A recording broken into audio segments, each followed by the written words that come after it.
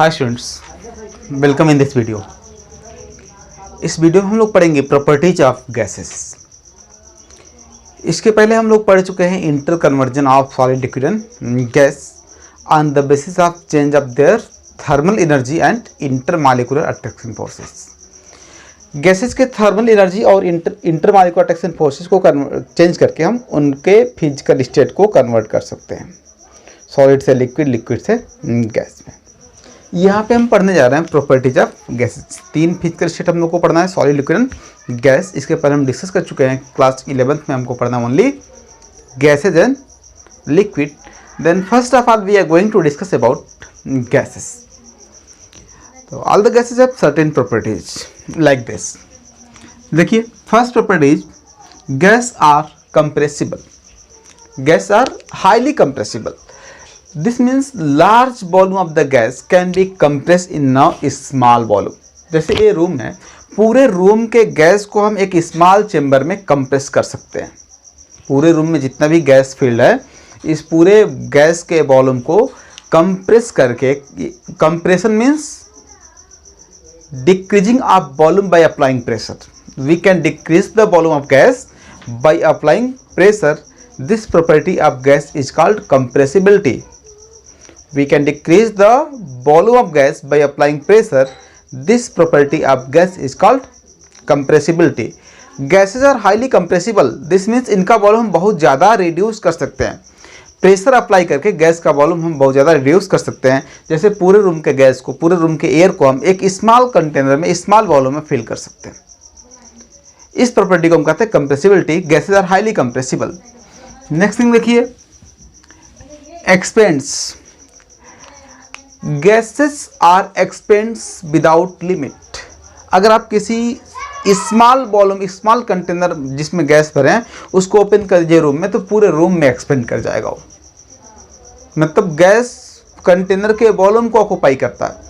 Container का volume जितना भी लार्ज होगा, उस कंप्लीट वॉल्यूम को गैस एक्सपेंड करके ऑक्यूपाई करता है। तो गैस कितना एक्सपेंड करेगा, इसकी कोई लिमिट नहीं होती है। ये डिपेंड करता है कंटेनर के साइज पे।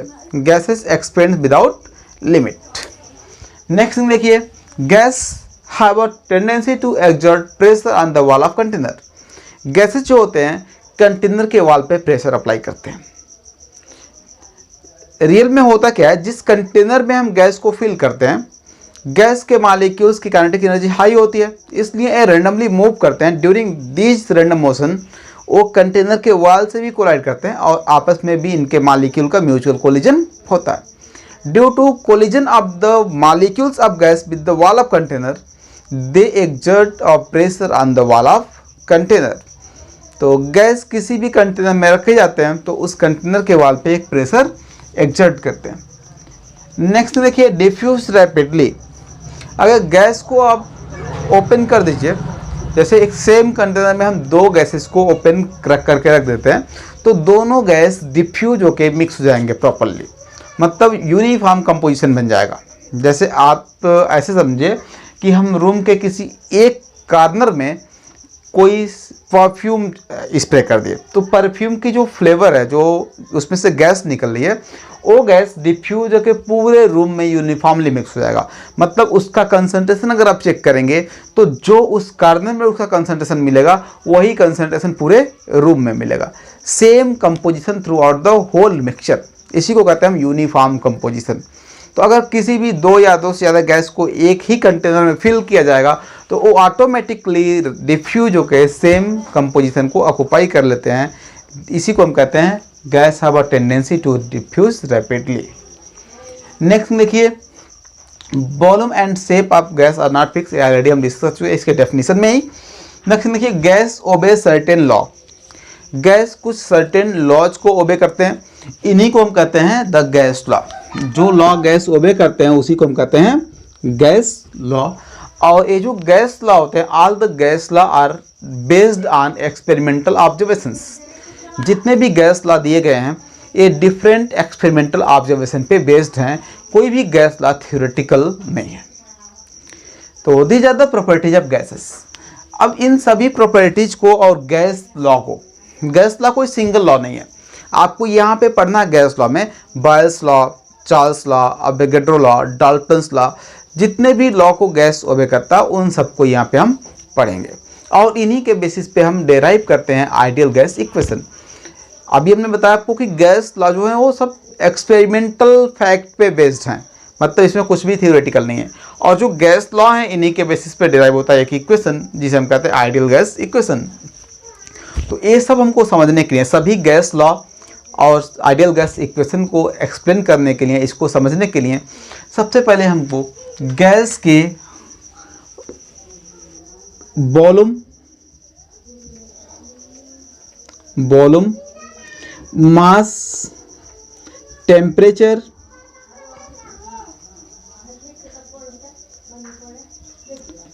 और प्रेशर, इन चारों का मेजरमेंट समझना होगा।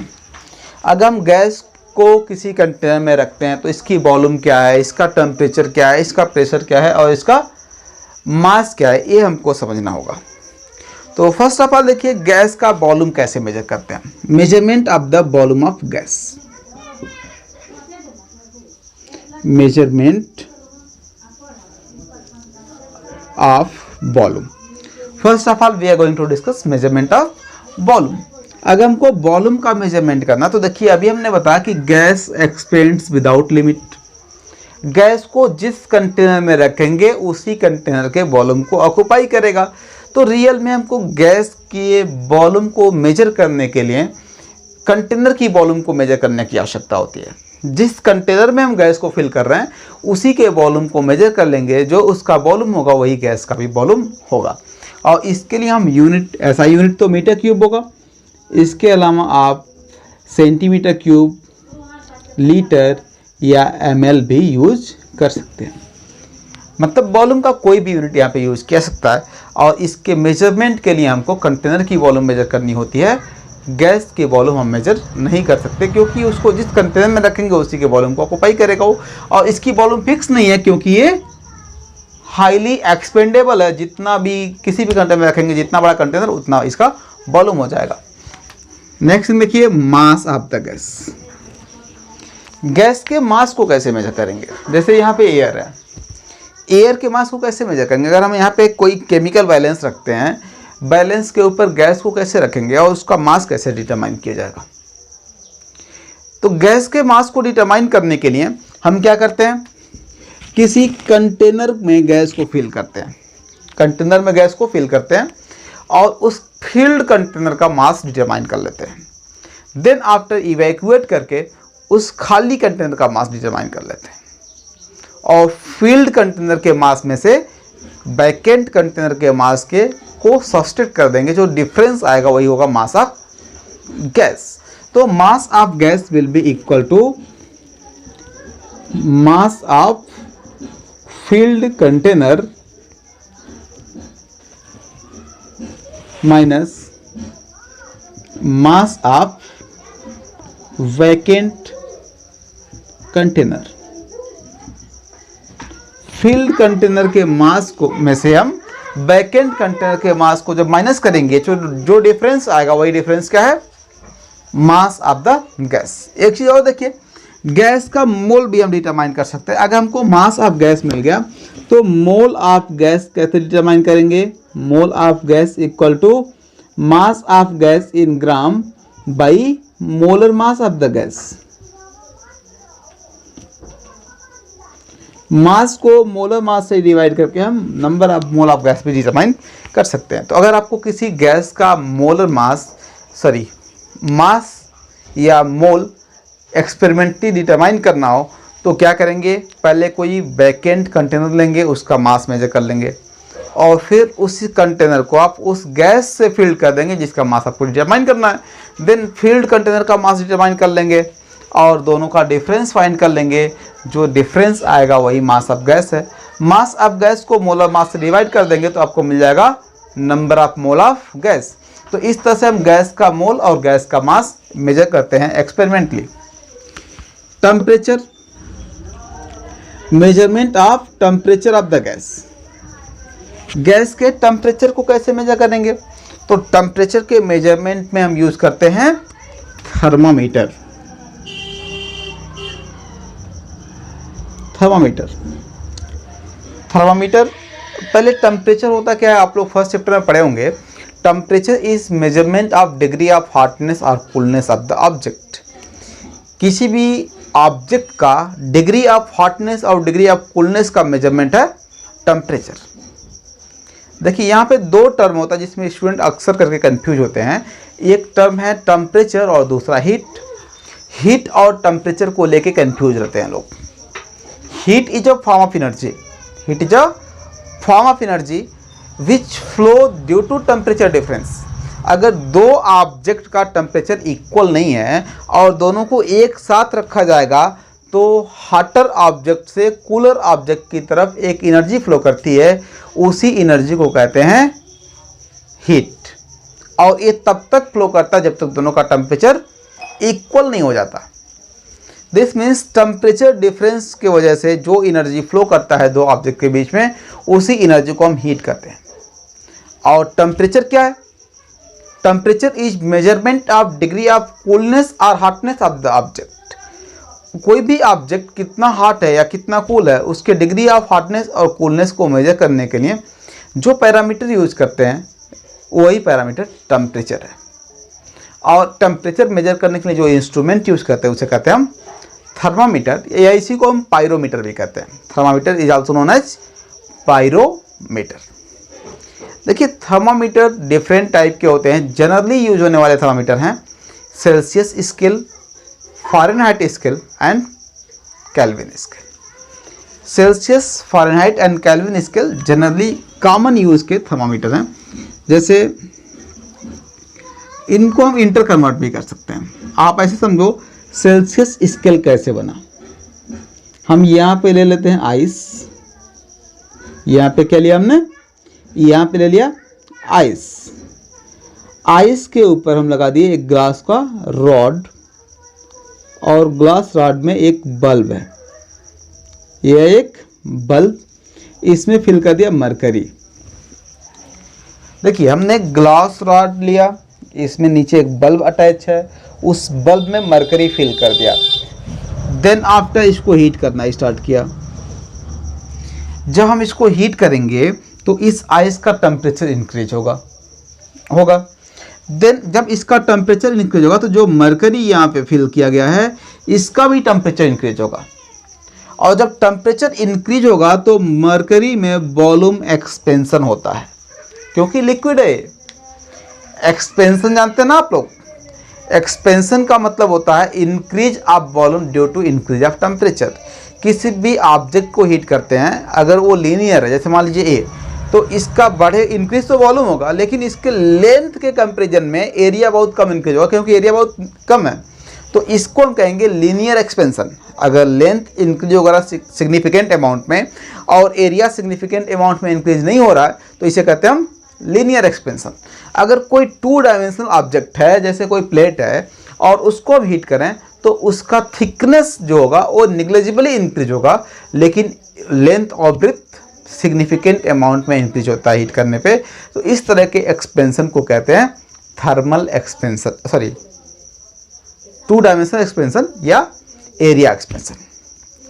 अगर लेंथ और ब्रेड्थ दोनों इंक्रीज हो रहा है तो इसे कहते हैं हम 2 डायमेंशनल एक्सपेंशन और एरिया एक्सपेंशन। और तीसरा है वॉल्यूम एक्सपेंशन। अगर कोई 3 डायमेंशनल ऑब्जेक्ट है, जैसे कोई सॉलिड स्फीयर है या इस तरह कोई लिक्विड है, इसको हीट करेंगे आप तो इसका वॉल्यूम इंक्रीज होगा सिग्निफिकेंट अमाउंट में, यानी कि लेंथ, ब्रेड्थ और हाइट तीनों इंक्रीज होगा। और इस तरह के इंक्रीज को कहते हैं वॉल्यूम एक्सपेंशन। तो यहाँ पे जब हम आइस को हीट करेंगे तो इसके थ्रू हीट फ्लो होकर आएगा मरकरी में, और मरकरी का टेम्परेचर बढ़ेगा और due to increase of temperature of mercury इसमें होगा वॉल्यूम एक्सपेंशन। तो जब मरकरी का वॉल्यूम एक्सपेंशन हो जाएगा तो इसको फ्लो करने के लिए कोई जगह तो है नहीं, वॉल्यूम बढ़ नहीं सकता, तो ये यहाँ पे रेज करेगा। ये जो ग्लास का ट्यूब है, मरकरी का लेवल इसमें ऊपर जाएगा। ये कंटिन्यूसली रेज करता रहेगा। कब तक?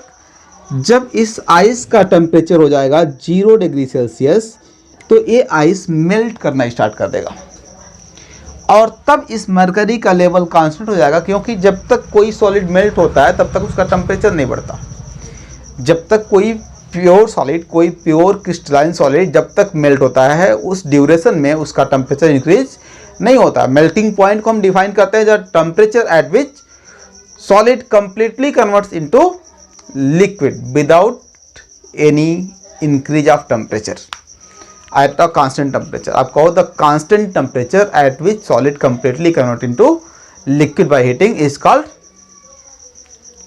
Melting point of solid. Solid को मेल्ट करते हैं जिस टेम्परेचर पे सॉलिड को कंप्लीटली लिक्विड में कन्वर्ट करते हैं हीट करके, उसी टेम्परेचर को कहते हैं मेल्टिंग पॉइंट। यहाँ पे हम कह रहे हैं हीट करके मतलब उसका टेम्परेचर नहीं बढ़ा, उसको हीट एनर्जी प्रोवाइड की गई, बट वो हीट एनर्जी उसका टेम्परेचर इंक्रीज नहीं किया। तो जब तक ये आइस मेल्ट करेगा तब तक इसका टेम्परेचर इंक्रीज नहीं होने वाला। तो टेम्परेचर जब इंक्रीज नहीं होगा तो आप क्या करेंगे, एक परमानेंट मार्कर लेंगे और यहाँ पे मार्क कर लेंगे कि मरकरी का लेवल कहाँ तक है।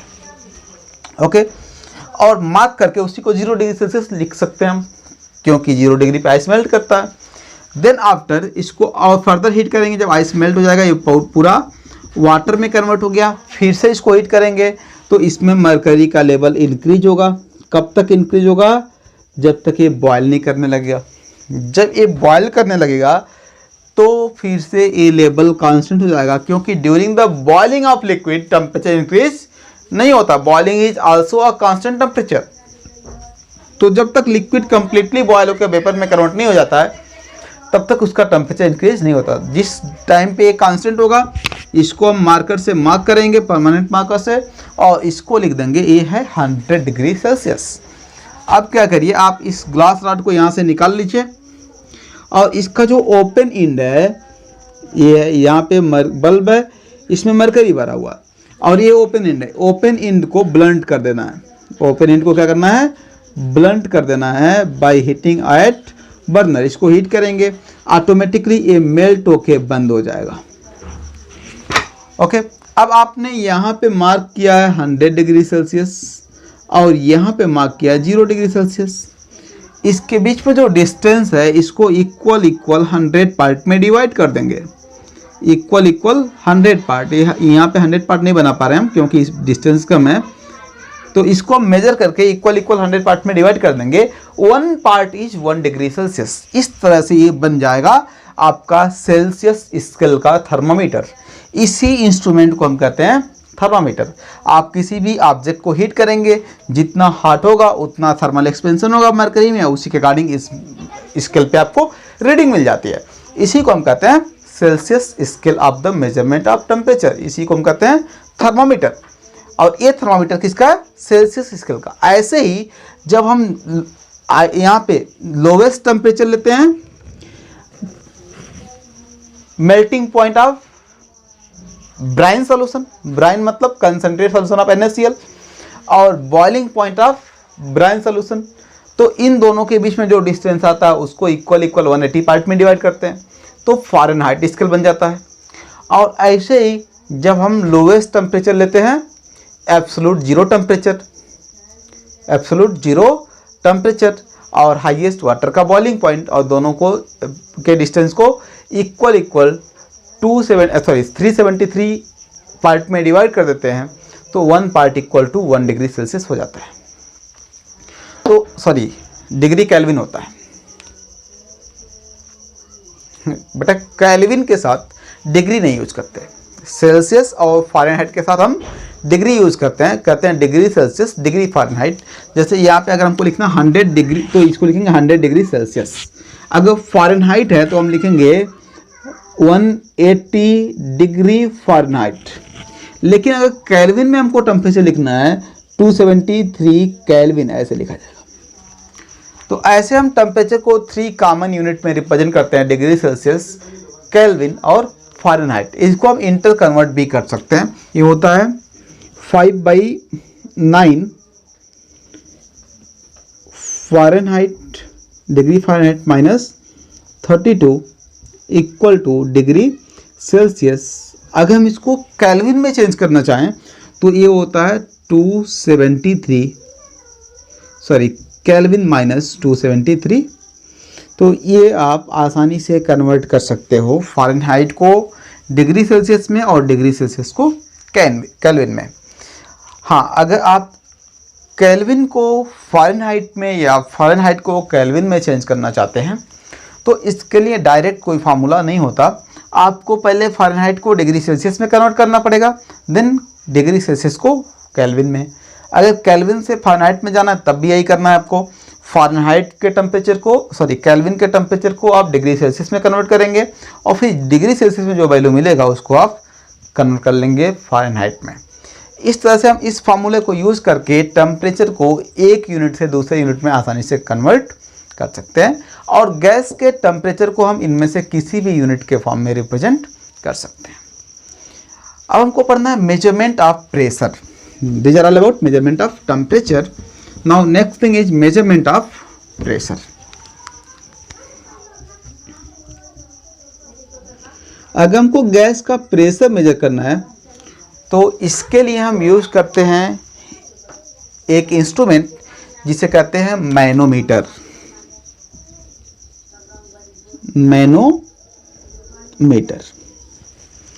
मैनोमीटर दो तरह के होते हैं, एक होता है ओपन इंड मैनोमीटर और दूसरा होता है close end manometer.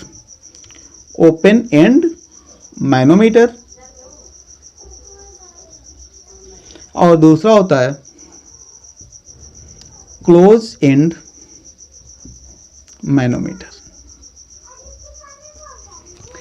Open end manometer क्या होता है, क्लोज एंड मैनोमीटर क्या होता है, इसको आप समझिए पहले। देखिए, अगर आपको प्रेशर का मेजरमेंट नहीं समझ में आया तो गैस लॉ आपको समझ में नहीं आएंगे। अगर गैस लॉ समझ में नहीं आए तो आप आइडियल गैस प्रेशर नहीं समझ पाओगे।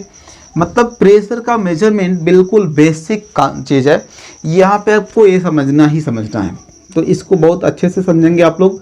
ए होता है जैसे U shape tube, this is U shape tube, और इस ट्यूब में फिल कर देता है मरकरी।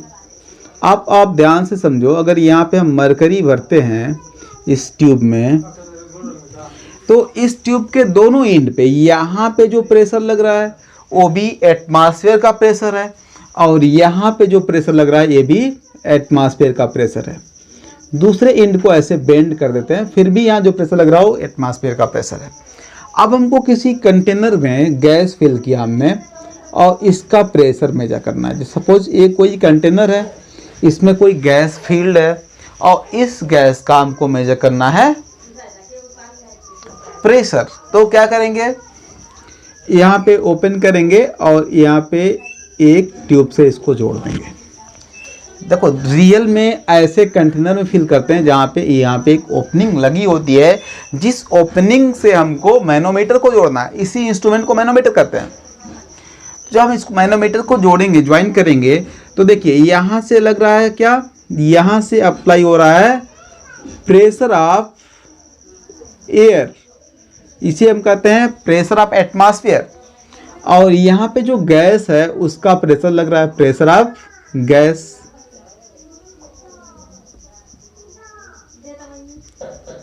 Pressure of gas. अब देखो, इसमें से अगर प्रेशर ऑफ एटमॉस्फेयर हाई है तो इस एंड पे मरकरी का लेवल ऊपर मिलेगा आपको और इस एंड पे नीचे मिलेगा। ये मिलेगा, ये कब मिलेगा, if pressure of atmosphere is greater than pressure of gas. ये कंडीशन आपको तभी मिलेगी। दूसरा कंडीशन आपको मिल सकता है ऐसे,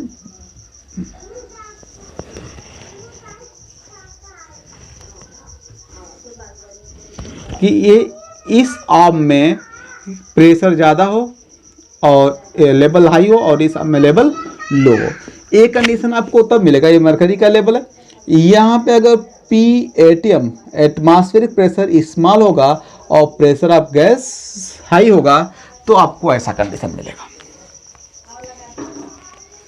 तो इस तरह से हम डिटरमाइन कर लेंगे दोनों के लेंथ में क्या डिफरेंस है, दोनों के लेंथ में कितना डिफरेंस आ रहा है, ये हम डिटरमाइन कर लेंगे। देखिए, ये जो ट्यूब है ना, इस ट्यूब पे ऑलरेडी स्केल बनी होती है, दोनों आर्म पे स्केल बनी होगी और इसी स्केल से हम रीडिंग को नोट करेंगे कि कितना डिफरेंस है। जैसे आप समझिए कि यहाँ अगर 0 पॉइंट है तो ये दोनों का 0 होगा, फिर सामने 1 2 3 4 5 6 ऐसे रीडिंग होगी, और ये रीडिंग मिलीमीटर में है, मिलीमीटर सेंटीमीटर में होगा।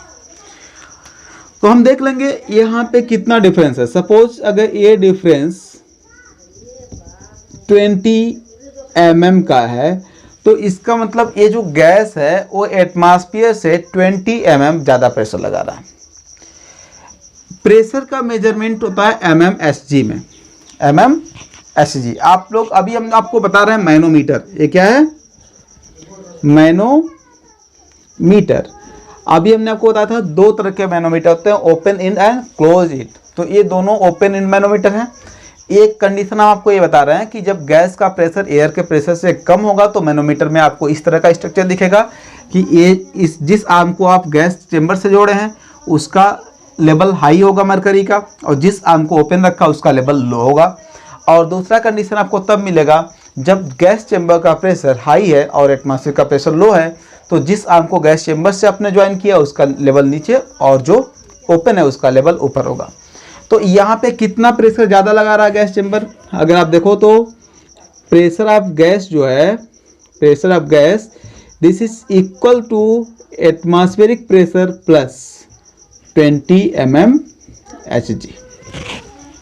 अब एटमॉस्फेरिक प्रेशर, एयर का प्रेशर ग्राउंड लेवल पे होता है 760 mmHg, और इसमें आप 20 mmHg को ऐड कर देंगे 20 mmHg, तो ये हो जाएगा 780 mmHg।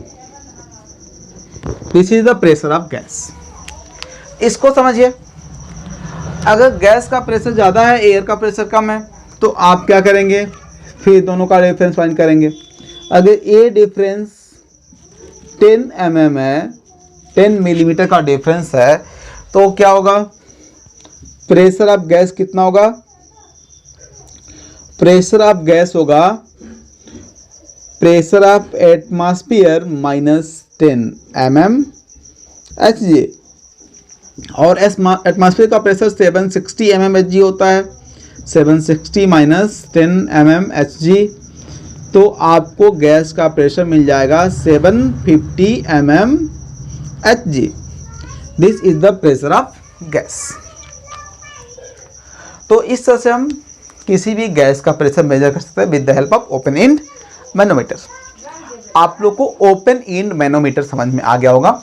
अब देखिए क्लोज इंड मैनोमीटर क्या होता है। क्लोज इंड मैनोमीटर में क्या होता है, ये जो इंड है क्लोज होता है और इस साइड में होता है वैक्यूम, यहाँ पे होता है वैक्यूम। अब देखिए अगर हम इस इंड को ओपन छोड़ देते हैं, यहाँ पे कोई गैस चेंबर नहीं जोड़ते हैं, तो इन दोनों के बीच का डिफरेंस 760 mm होगा, क्योंकि एयर 760 mm का प्रेशर लगाता है, इधर से कोई प्रेशर नहीं लग रहा है। तो यहाँ पे क्या होगा, जो मरकरी का लेवल है वो यहाँ पे हाई होगा और यहाँ पे लो होगा।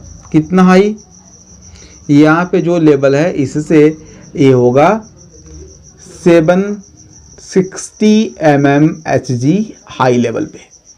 mm होता है, Hg तो हम मरकरी को रिप्रेजेंट करने के लिए लगाते हैं। तो दिस मीन्स यहाँ पे अगर हमने ओपन छोड़ा है इनको और ये इंड क्लोज है, मतलब हमने मैनोमीटर को ऐसे ही रख दिया एयर में, तो उसके वैक्यूम वाले इंड में मरकरी का लेवल 760 mm हाई रेज कर जाएगा in compare to open end, because open end से ज़्यादा प्रेशर लग रहा है। नेक्स्ट देखिए, अगर हमने इसको ज्वाइन कर दिया किसी चेंबर से, हमने क्या किया, किसी गैस चेंबर से ज्वाइन कर दिया, यहाँ पे वैक्यूम है, दिस इज वैक्यूम। तो जब हम गैस चेंबर से ज्वाइन करेंगे इसको, तो गैस चेंबर का प्रेशर लग गया, इधर वैक्यूम का कोई प्रेशर लग नहीं रहा, तो इस आर्म का लेवल हाई होगा, और इस आर्म का लेवल जितना भी हाई होगा उतना mm ही प्रेशर एक गैस चेंबर लगा रहा है। जैसे अगर यहाँ पे 20 mm हाई है इसका लेवल, तो इसका मतलब इस गैस चेंबर का प्रेशर कितना है, 20 mmHg। एटमॉस्फेयर के प्रेशर से बहुत कम है। एटमॉस्फेयर का प्रेशर कितना होता है, 760 mmHg, और इसका प्रेशर है 20 mmHg। तो इस तरह से हम किसी भी गैस चेंबर का प्रेशर डिटरमाइन कर सकते हैं with the help of close end manometer. तो ये दोनों मैनोमीटर आप लोग को समझ में आ गया होगा। एक और इंस्ट्रूमेंट यूज होता है बैरोमीटर। आप लोगों को कंफ्यूज करेगा ये कि बैरोमीटर से टेम्परेचर मेजर करते हैं, लेकिन मैनोमीटर बता रहे हैं हम। देखो बेटा, बैरोमीटर से ओनली एटमॉस्फेयर का टेम्परेचर मेजर किया जाता है। बैरोमीटर क्या होता है? एक ऐसे ओपन कंटेनर होता है जिसमें एक ट्यूब लगा होता है और इसमें मरकरी भरा होता है। ओपन कंटेनर में मरकरी भरा होता है। इसको कहीं भी हम रख देंगे, ऐसे यहाँ पे रख दिए, तो यहाँ पे रखेंगे तो इस पे लगेगा एयर का प्रेशर, और इसके अंदर है वैक्यूम ट्यूब में, तो ट्यूब के अंदर से कोई प्रेशर नहीं लग रहा है, और यहाँ पे पूरे सरफेस पे एयर का प्रेशर लग रहा है, एटमॉस्फेयर का। तो इसमें मरकरी का लेवल रेज कर जाता है। कितना रेज करता है? अगर एयर का प्रेशर लग रहा है तो ये रेज करता है 760 mmHg। तो इस तरह से हम एटमॉस्फेयर का प्रेशर डिटरमाइन कर लेते हैं with the help of barometer. लेकिन बैरोमीटर को हम किसी भी कंटेनर के अंदर रखेंगे तभी हमको समझ में आएगा कि उसमें प्रेशर कितना लग रहा है। तो इससे हम किसी गैस का प्रेशर नहीं मेजर कर सकते, क्योंकि किसी भी गैस चैम्बर में इसको नहीं रख सकते ना। तो इसको हम ओनली यूज़ करते हैं एटमॉस्फेयर का प्रेशर डिटरमाइन करने के लिए। बैरोमीटर के हेल्प से डिटरमाइन होता है एटमॉस्फेयर का प्रेशर, और मैनोमीटर के हेल्प से हम किसी भी गैस का प्रेशर डिटरमाइन करते हैं। तो आप लोगों को मेजरमेंट ऑफ प्रेशर समझ में आ गया होगा। इसके बाद हम लोग नेक्स्ट वीडियो में पढ़ेंगे गैस लॉ।